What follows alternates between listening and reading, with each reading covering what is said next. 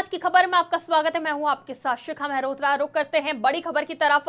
दिल्ली से बड़ी खबर सामने आ रही है, जहां ऊर्जा एवं नगर विकास मंत्री ने पीएम मोदी से की मुलाकात।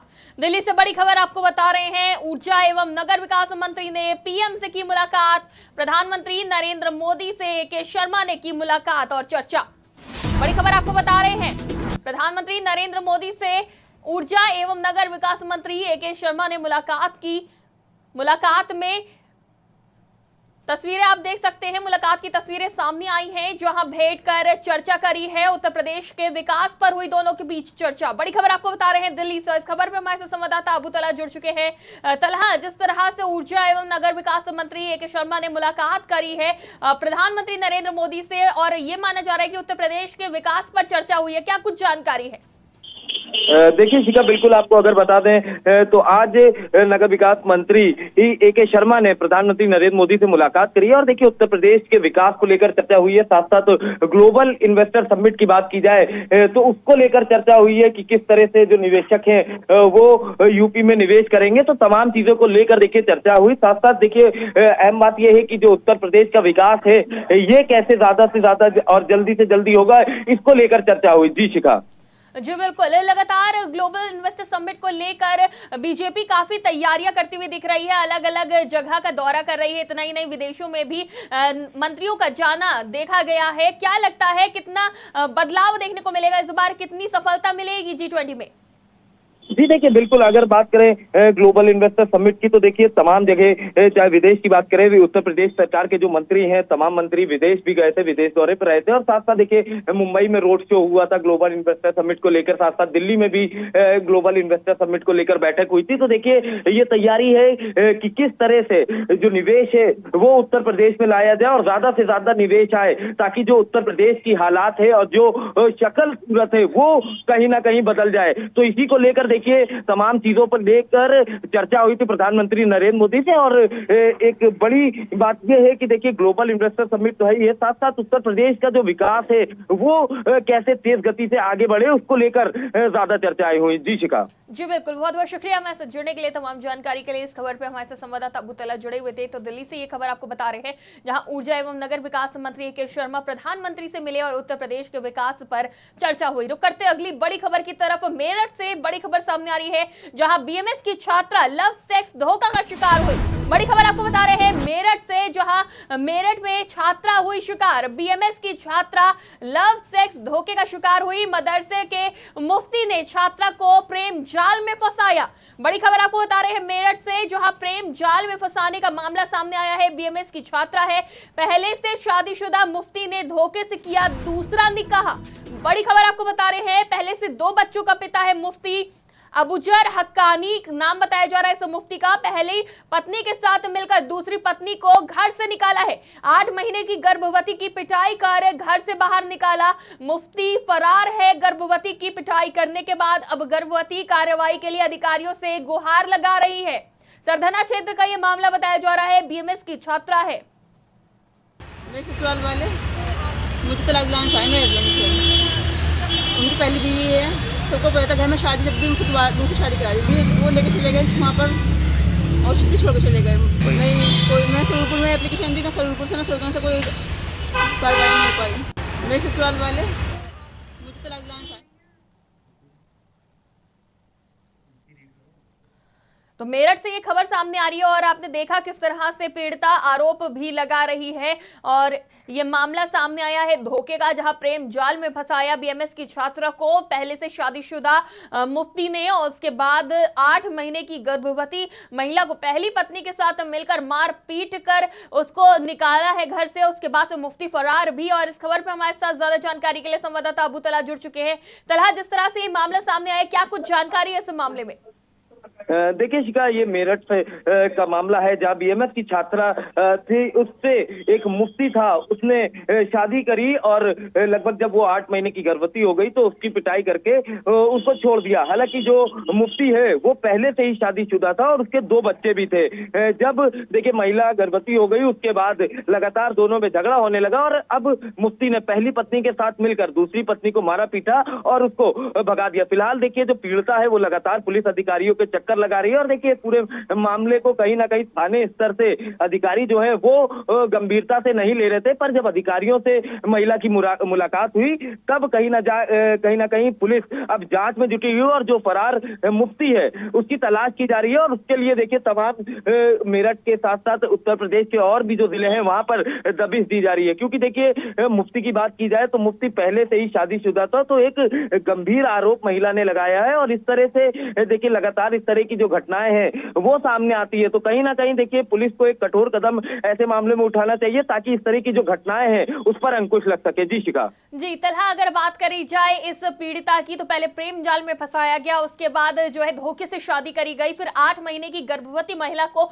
मारा पीटा गया, उसमें उसकी पत्नी भी संलिप्त है। तो किन किन धाराओं में इसमें कार्रवाई हो सकती है?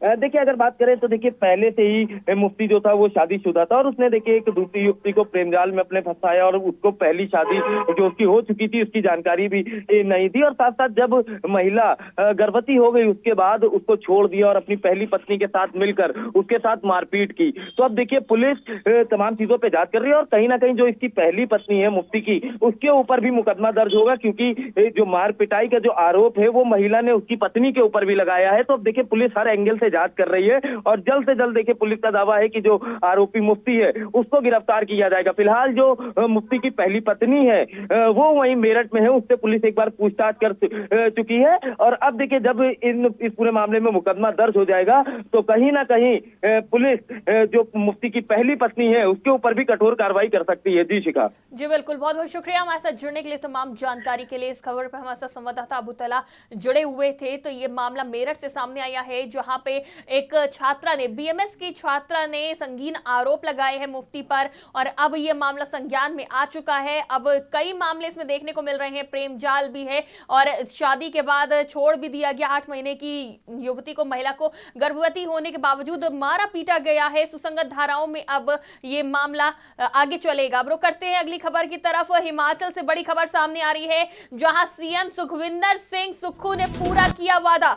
हिमाचल से बड़ी खबर आपको बता रहे हैं, सीएम सुखविंदर सिंह सुक्खू ने अपना वादा पूरा किया है। हिमाचल प्रदेश में पुरानी पेंशन स्कीम बहाल की है। बड़ी खबर आपको बता रहे हैं, हिमाचल से ये बड़ी खबर सामने आ रही है और इस खबर पे हमारे साथ संवाददाता पंकज तिवारी जुड़ चुके हैं। पंकज, हर बार देखा जाता है कि मैनिफेस्टो में वादे तो कई किए जाते हैं लेकिन पूरे नहीं होते, लेकिन जिस तरह से हिमाचल सरकार ने अपना वादा पूरा किया है, किस तरह से देखते हैं?